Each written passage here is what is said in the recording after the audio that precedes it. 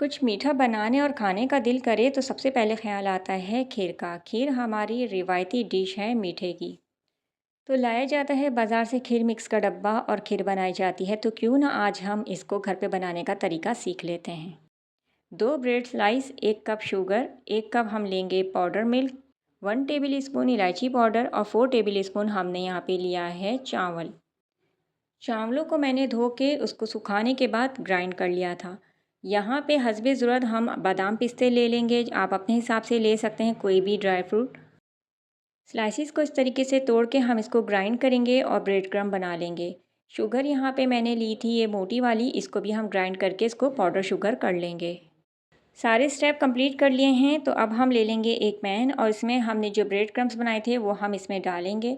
बिल्कुल आँच को आपने कर देना है स्लो और हल्की आंच पे आपने इसको मुसलसल चम्मच की मदद से चलाते रहना है, इतना कि इसका कलर चेंज हो जाए।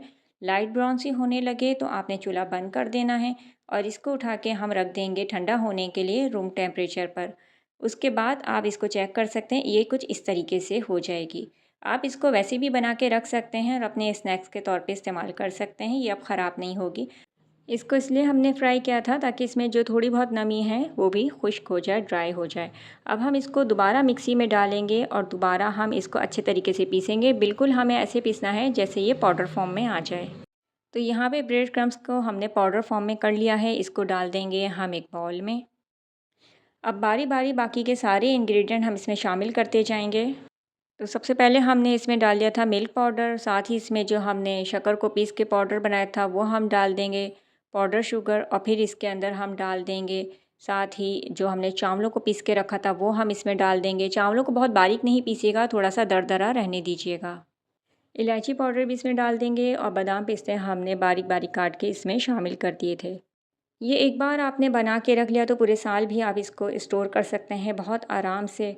और इससे जब खीर बनेगी वो बहुत ही टेस्टी होगी, लाजवाब होगी। तो ईद हो, बकरीद हो या कोई भी आम दिन हो, कोई खुशी का मौका हो या भी ऐसे ही दिल चाह रहा है आपका खीर खाने का, तो बस आपने इसको निकालना है और बनाना है और झटपट से खीर तैयार होगी। इसको बनने में बिल्कुल भी ज़्यादा टाइम नहीं है, हर चीज़ इसमें पहले से ही शामिल है।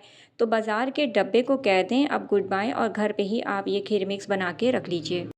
अच्छे तरीके से इसको हम कर लेंगे मिक्स। सारी चीज़ें अच्छे तरीके से मिक्स होना बहुत ज़रूरी हैं, इस बात का आप ज़रूर ख्याल रखिएगा। और चाहें तो बादाम पिस्ते डालने से पहले इसको एक बार ग्राइंड भी कर लीजिए या इसको छान लीजिए ताकि ये अच्छे से मिक्स हो जाए। इसको किसी भी साफ़ से एयरटाइट जार में रख के इसको पूरे साल के लिए आप सेव कर सकते हैं, किचन कैबिनेट में या फिर फ्रिज में भी।